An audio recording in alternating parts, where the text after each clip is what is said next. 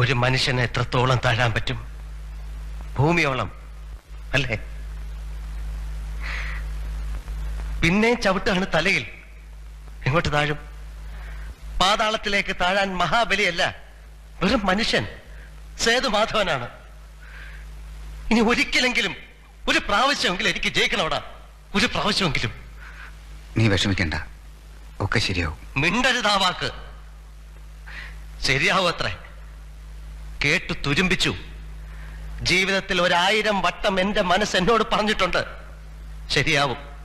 എന്റെ അമ്മ, അച്ഛൻ, പെങ്ങന്മാര്, അനിയൻ, ദേവി, നീ, അങ്ങനെ എല്ലാവരും പലവട്ടം പറഞ്ഞു ശരിയാവും.